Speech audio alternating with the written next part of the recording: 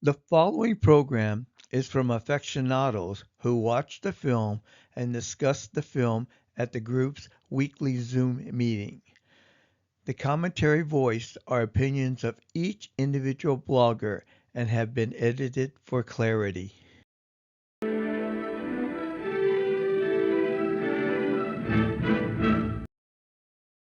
Okay, I'm a fan of Hitchcock, and I picked this one. It's an important Alfred Hitchcock film, The 39 Steps. It's a 1935 black and white British spy thriller. It was directed by Hitchcock, of course, and stars Robert Donat and Madeleine Carroll. It's very loosely based on a 1915 novel, The 39 Steps by John Buchan. I have it in my library, and I'll talk a little bit more about how the novel compares to the movie as we go through it.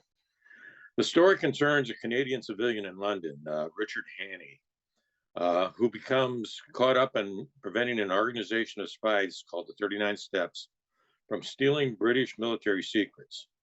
Mistakenly accused of the murder of a counter-espionage agent, Hannay goes on the run to Scotland and becomes tangled up with an attractive woman, Pamela, while hoping to stop the spy ring and clear his name. It's pretty simple plot, if you will, but it turned out to be one of Hitchcock's reoccurring themes.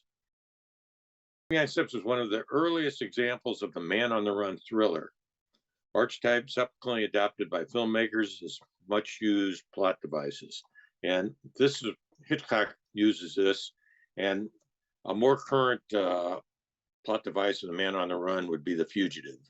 And you could almost go pick off movies right down the line about an innocent man who's being chased by good guys, bad guys. It's just a recurring plot device. But this is one of the first real good uses of it. So we're happy for that. Since its initial release, this film has been widely acknowledged as a classic. Filmmaker and actor Orson Welles referred to it as a masterpiece. Screenwriter Robert Towne remarked, "It's not much of an exaggeration to say that all contemporary escapist entertainment begins with 39 Steps." It was important at its time. The Robert Donat, who plays Hannay, he's a British actor who was also played in Hollywood, but he was more known and he won an Academy Award for Goodbye, Mr. Chips. This was 4 years later in 1939. And if you haven't watched the movie Goodbye, Mr. Chips, it's an excellent film, and anybody's a teacher, it should be required watching for a teacher. 1939 is considered the golden era or year of Hollywood. There's so many films in there. We could probably do a whole year series on the films of 1939. It's just, you can't go wrong picking things out. Gone with the Wind was the big runaway that year, and Clark Gable was nominated for Academy Award, but Robert Donat for Goodbye, Mr. Chips won it. Madeleine Carroll plays Pamela, and one of her, or the film established Madeleine Carroll as a template for Hitchcock's succession of ice cold, elegant leading ladies. It's sort of the first of the Hitchcock blondes. And you could do a whole series just on Hitchcock blondes. And when we go visit North by Northwest, you'll see that the similarities between 39 Steps and North by Northwest are just, it just runs on and on. So film critic Roger Ebert said, "The female characters in Hitchcock films reflect the same qualities over and over again. They were blonde, they were icy and remote, they were imprisoned in costumes that subtly combined fashion with fetishing. They mesmerized the men." This is one of several Hitchcock films based upon the idea of an innocent man on the run, such as Saboteur and North by Northwest, and actually started out in The Lodger. In 1999, it came fourth in the BFI poll of British films. And in 2004, Total Films named it the 21st greatest British film of all time. The movie As I said, it's loosely based on a 1915 adventure novel by Scottish author John Buchan. It was originally serialized in magazines, similar to what Dickens' work. It is the first of 5 novels featuring Richard Hannay, an all-action hero with a stiff upper lip and a knack for getting himself out of tricky situations. Author said the novel was his first shocker, as he called it, a story combining personal and political drama. He described the shocker as an adventure where the events in the story are unlikely and the reader is only just able to believe they really happened. The film deviates from the book quite a bit. In the book, Hannay's a loner. He's all by himself. There's no romantic interest in the book, and you can see where it's Hollywood. You got to step it up, or British time, but you just got to step it up a little bit. The film deviates from the book quite a bit. In the book, Hannay's a loner. He's all by himself. There's no romantic interest in the book, and you can see where it's Hollywood. You got to step it up, or British time, but you just got to step it up a little bit. 39 Steps actually in the book refers to a location where there happens to be 39 steps on the coast. But they took a big chunk of the book and made it work in. In the book, Buchan holds up Richard Hannay as an example to the readers of an ordinary man who puts his country's interest before his own safety. The story was a great success with the men in the First World War trenches. One soldier wrote to Buchan, the story is greatly appreciated in the midst of mud and rain and shells and all that could make trench life depressing. 39 Steps was a major British film at the time. Production company Gaumont British was eager to establish its films in international markets, and especially in the United States. And the 39 Steps was conceived as a prime vehicle towards that end. Where Hitchcock's previous film, The Man Who Knew Too Much, had cost 40,000 pounds, 39 Steps cost 60,000 pounds. Wow. The extra money went to the star's salaries for the leads, Robert Donat and Madeline Carroll. Both had recently made films in Hollywood and were known to the American audiences. And at a time when British cinema had few international stars, this was considered a good film choice. There's a part in the film Hitchcock had heard that Scottish industrialist and aircraft pioneer James Weir commuted to work daily in autogyro, and he worked the aircraft into the film. And then if you remember in the film, when Hannay's being chased, you look up and they'll show that autogyro go by, and it's kind of like, oh, well, it was there, let's put it in the film. The film contains a common Hitchcock trope of a MacGuffin, a plot device which is vital to the story, but irrelevant to the audience. In this case, it was the design of a secret aircraft engine. The interesting part in the middle of the film where Hannay gets shot at a very close range, and it looks like he just blanks out, and you said, uh-oh, did he kill him Well, off? I'm afraid you leave me no alternative. This was this jarring, unusual development. The main character is apparently killed while the story is still unfolding. Anticipates Hitchcock's Psycho and the murder of Marion Crane in the Bates Hotel. Hannay was not hurt. They had the hymn book that saved him, and as he states in the movie, that some of these hymns are very hard to get through. So, for the bullet too. In chapter 10 of J.D. Salinger's novel, The Catcher in the Rye, Holden Caulfield recounts that this film, along with his sister and he, both thought this was a great film. The film has been adapted, made into movies many, many times, and also fairly recently was made into a stage play using 4 actors, and it was very, very successful. The guy that plays Hannay is a singular character in the stage play, but the 2 other people get to play dozens upon dozens of roles. They're everybody else, and they're doing the hat swaps and character reversals so often that it's just a hoot. And the female is also goes from good to bad to Pamela, and it's a real good adventure. I hope somebody does it again fairly soon. I really enjoyed the movie, and after reading some of the reviews, you know, they call it a balance of drama, comedy, romance, adventure, all in one thing, in a picturesque landscape. Though in black and white, the landscape is a little bit hard to see, but it really was.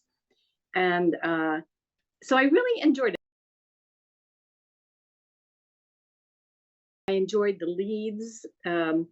Robert Donat was really interesting to me, and so I did some research on him, looking at him a little bit. And it turns out that when he was a child, he had a serious stutter. And so they hired an elocutionist to come in and teach him how to get over that. And in the process, he also lost his accent of where he grew up. And then over the years, he kept working with this teacher as he went into the drama and the theater, that he was able to so well adapt to the different roles and the different accents. I loved his speech for the candidate in the movie with his handcuffs in his pocket, you know, when he was saying, oh, the candidate crocodile, and everybody went, crocodile? You don't even know his name? And he, oh, that's just what we call him, you know. So I thought he just did a great job of that. And that speech would have been good for us too, right? Would have been good for anybody running for a public office. So I like that a lot. I did read about the Goodbye, Mr. Chips. That was one of his great movies. So I'm going to have to do a little bit more on that. And he died early at the age of 53. Some of the reviews said he died from an asthmatic condition, which he did have, but it turned out he had a brain tumor that was pretty substantial. So that cut him off. And Madeline, when I took a look a little bit more about her, how she was a hit in Britain in the 30s and then moved to Hollywood in the 40s, did some films there, and then retired in 1949. So, and she didn't die until 1987. So that was a long stretch that she was retired. I'm kind of surprised about that. The innkeepers that kept the young couple's secret and didn't give them up, though it was the wife that had to come in and save that one. So really loved the movie. It was fun for me, and I enjoy looking at some more. I had no idea that that film had been remade so many times too. So, but it seemed like everybody liked the 1935 movie the best. This is the first time I have seen this movie, Rich, so I'm glad you picked it. I had no idea what to expect. It didn't really strike me as a Hitchcock movie, but I guess it is because of all the different things that you talked about. I enjoyed it. I thought it was fun and funny. There were lots of scenes, as Mary pointed out, especially the handcuffs and trying to perform, being tied to somebody else, and how she managed to get out from under those handcuffs while he was still banging around with them. Donat before, at least I didn't recognize him, but now I have to go back and see him in Goodbye, Mr. Chips. So this is one of the fun things that we get in this class, is that new things come up. And so now I have a little bit of homework. You go back to watch Goodbye, Mr. Chips. Have your Kleenex box nearby. Okay. He starts out as a very, very young man and goes into a very old man. It goes over many, many years. And so it's an excellent film. Okay, so I've never seen this movie either, but I've always heard 39 Steps, I know, really good and famous movie. And I think, Rich, we often enjoy the same movies.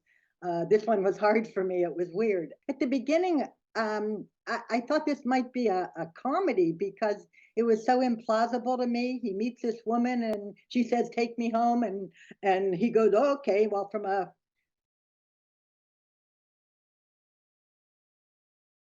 a certain man's perspective, I can see taking a strange woman home, but and then he goes to some party later and he's just welcomed in, never takes off his coat, and she's introducing to her. It was too implausible. I didn't see it as a Hitchcock, which it obviously was, because it wasn't scary, it wasn't tense.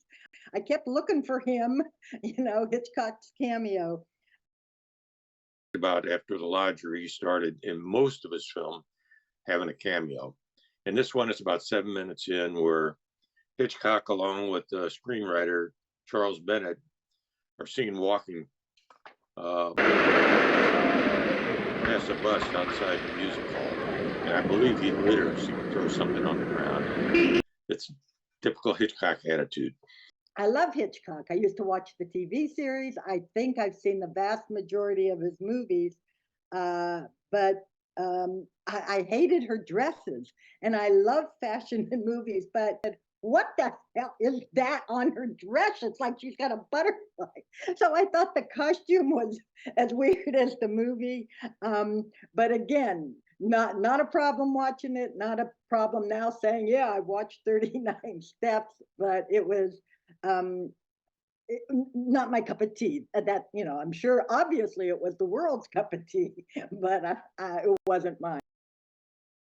I really wanted to see this because I wanted to see more Hitchcock. The only Hitchcock I've seen is Psycho and the Bird. So I found this a big departure from that, and I really enjoyed it. I was impressed by the cinematography. I thought for 1935, the filming was fantastic.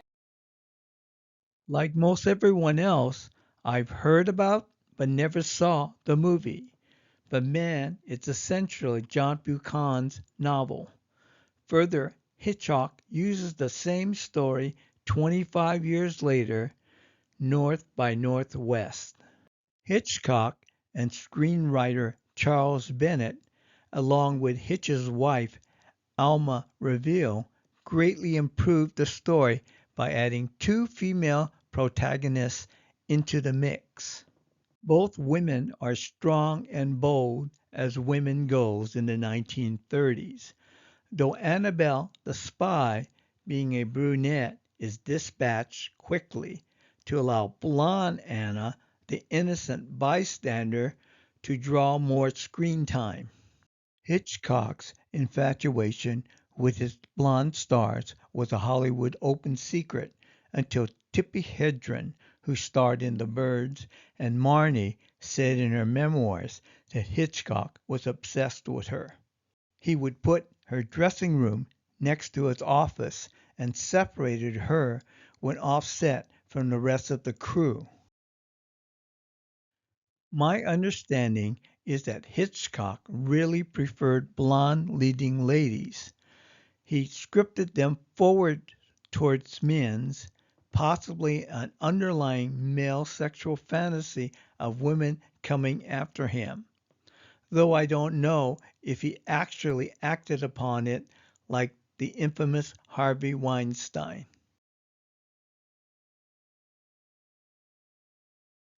Interestingly, there's a third woman in the film. Hanny lodges in Scotland with a poor crofter, tenant farmer, John, and his young wife, Margaret.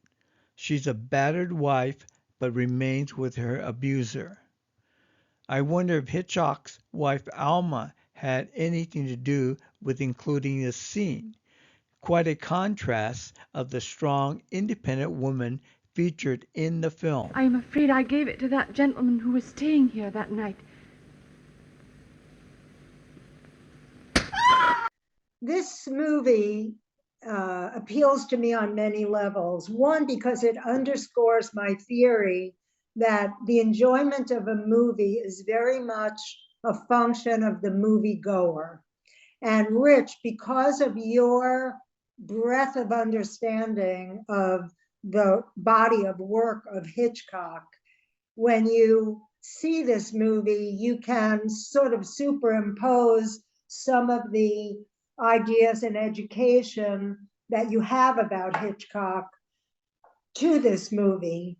And in the sense that we have 50 years at least worth of the body of Hitchcock's work, we can see how he experimented with different things, how he developed different things.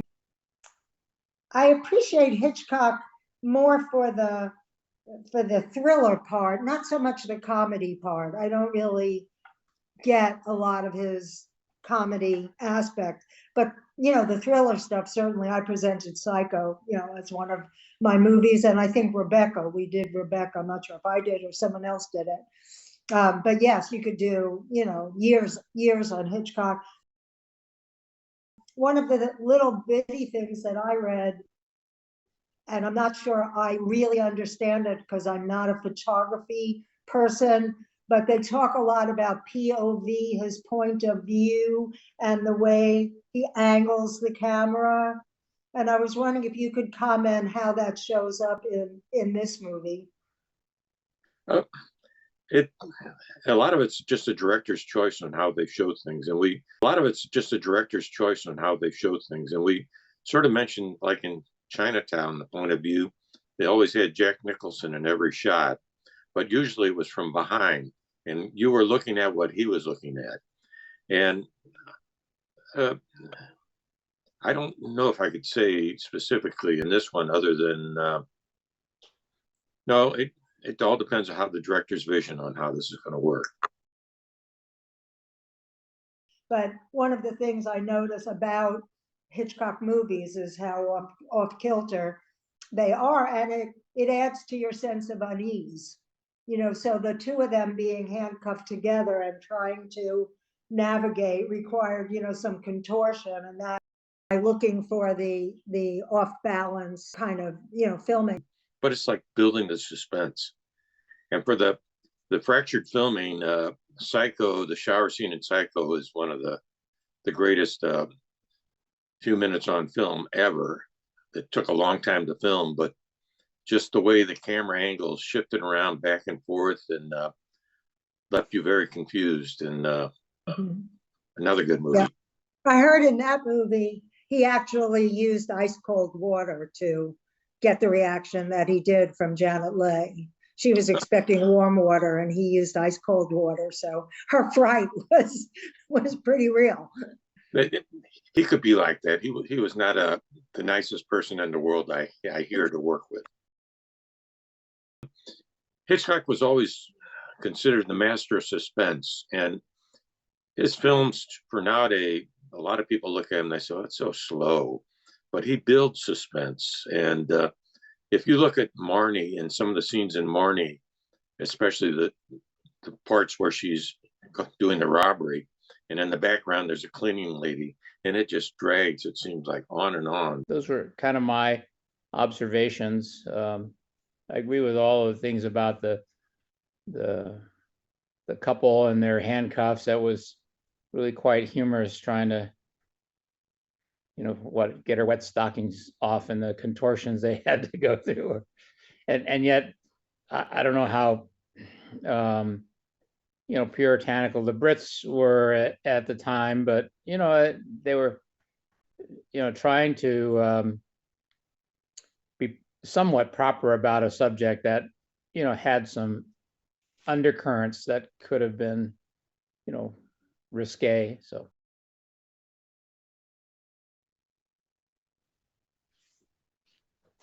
Well, I'm actually sitting in Boise, Idaho.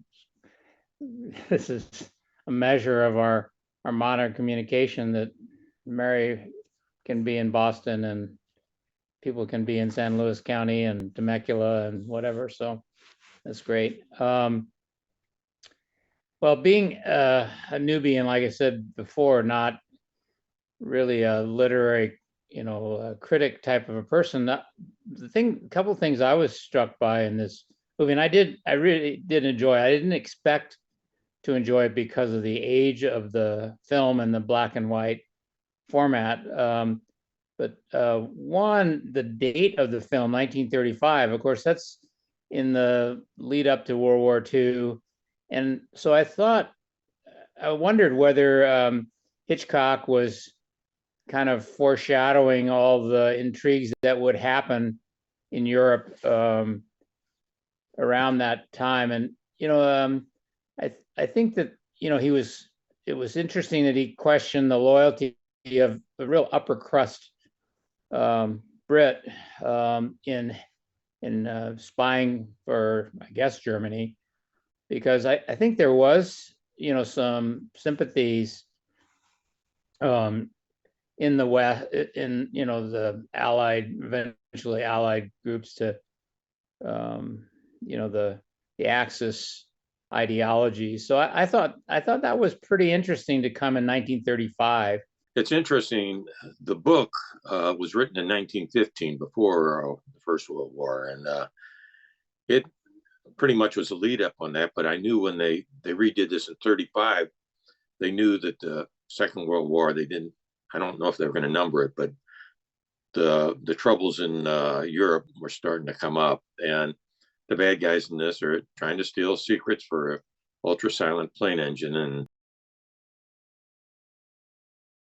when we did Sergeant York, we also talked about the period of time and how it worked in the United States, who were, at the time, was an isolationist country, neutrality, and how they still wanted to push a little bit towards the upcoming war effort. Thinking that so much of it is still relevant today. When they were in the rally and he was speaking and people were saying, well, what about unemployment? And, all the topics they were throwing out, I thought, there's nothing new under the sun. This is, it's the same today.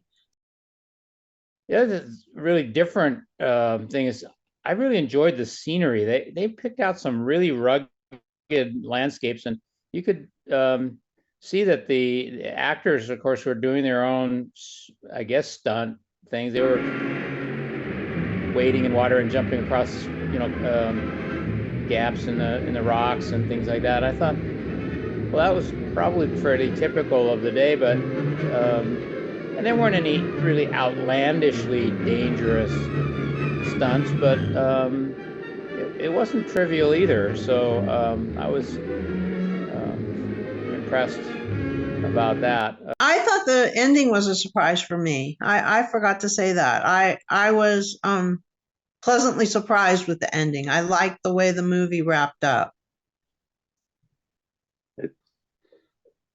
Again, it's fun to see him with the handcuffs still dangling, and she reaches down.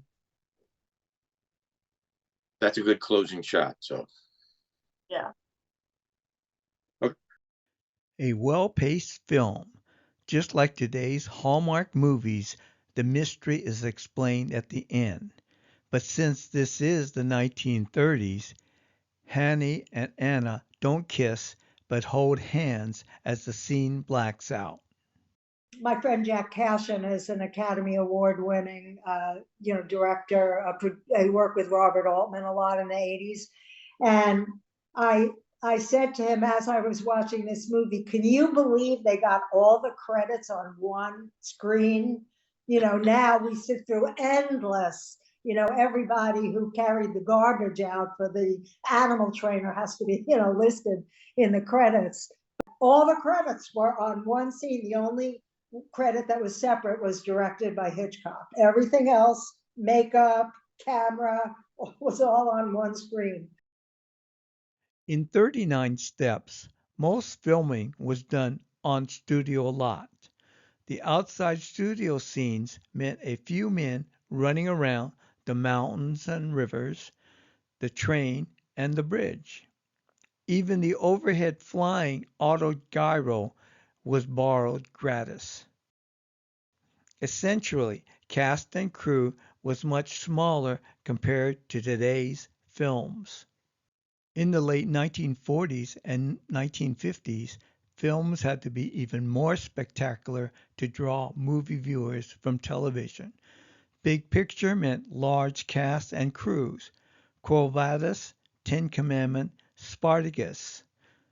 Land of the Pharaohs used 10,000 actors, half of them recruited from the Egyptian army in one scene alone. And today, many films require teams of CGI staff just to create a few minutes of on-screen time. One of the perks of being in a film was being listed on credits. One other comment, somebody mentioned, was a little puritanical, and you notice that when they're in the bed and she finally gets the handcuffs off, she goes down, sleeps on the couch, and it's kind of chilly, so she liberates the blanket for herself, and I always like that part. But even before this, back in it happened one night. Remember the walls of Jericho when they were in the motel, and they always had to put the blanket in between the two. They were just, it was a different time. So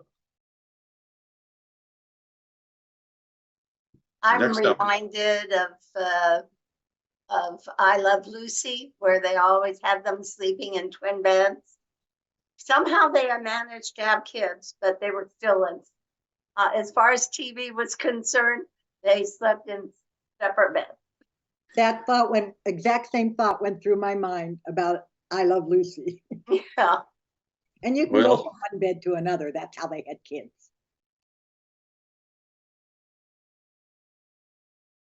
no, the 50s were wonderful, and a movie I'm gonna. Thank you for that.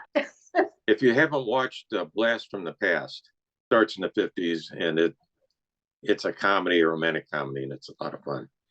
But I think that our generation ruined it for everybody. When you go into the 60s, all of a sudden, the walls of Jericho tumbled and things changed. I love the 60s and what it did for us, especially women. So there.